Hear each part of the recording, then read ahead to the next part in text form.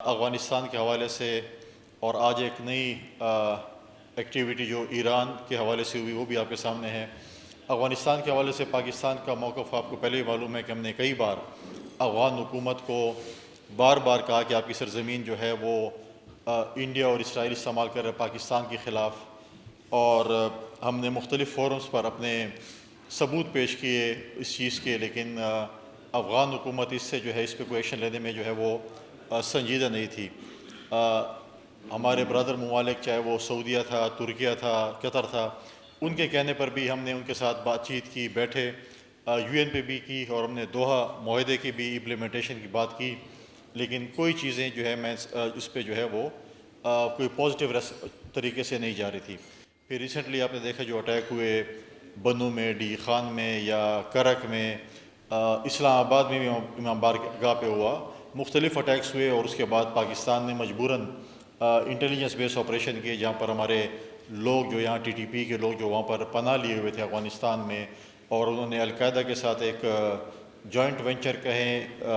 یا اکٹھے ہوئے، اور ادھر افغان طالبان کو بھی جو ہے وہ انہوں نے وہاں پر انگیج کیا، اور پاکستان کے خلاف کارروائیاں ہو رہی تھی، تو اس کے اوپر پاکستان نے اس پہ ایکشن لیا، اور اس کے ریشن میں آپ نے دیکھا کہ افغانستان نے 2 دن پہلے پاکستان پہ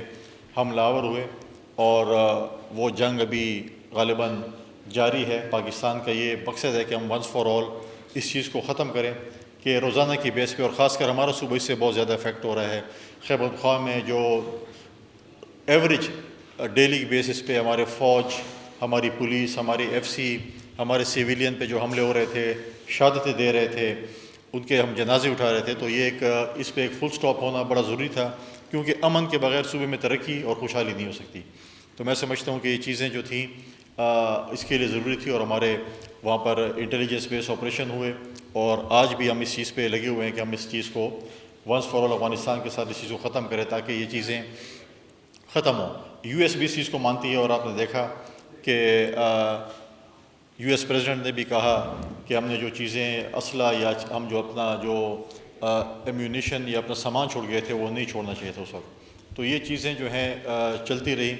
اور ابھی بھی مختلف ممالک نے اس چیز پہ بات کی۔ ہم نے پہلے بھی انڈیا کے ساتھ بھی یہ کام کیا، انڈیا نے جب ہم پہ حملہ کیا، رپلائی پہ جب پاکستان نے حملہ کیا، تو انٹرنیشنل فورمز اور خاص کر اپنے 2 ممالک کہنے پہ ہم نے پھر مذاکرات کیے، بیٹھے، اور اس چیز کی گواہی جو ہے وہ ہمیشہ یو ایس پریزیڈنٹ دیتے ہیں کہ پاکستان نے ان کے کہنے پر جو ہے وہ جنگ روکی، اور لاکھوں جانوں کا جو ہے وہ کی بچت ہوئی۔ پاکستان کبھی بھی یہ نہیں چاہتا کہ جنگ ہو، ہم ہمیشہ ڈائلاگ سے بات کرتے ہیں، لیکن مجبوراً ہمیں چیزیں کرنی پڑتی ہیں۔ آج اسرائیل نے ایران پہ حملہ کیا، وہ بھی آپ نے دیکھا کہ جس طریقے سے رمضان کے مہینے میں اس قسم کی ایکٹیویٹیز ہو رہی ہیں، اور آج بھی اگر آپ دیکھیں کہ ابھی میں دیکھ رہا تھا کہ ایئر سپیس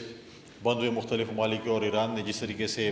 حملہ کیا، جو کہ پہلے سے ظاہر تھا کہ انہوں نے کرنا تھا، لیکن وقت کا تعین نہیں تھا، اور وقت انہوں نے کیا، جس کے پاکستان نے اس پہ شدید مذمت بھی کی ہے۔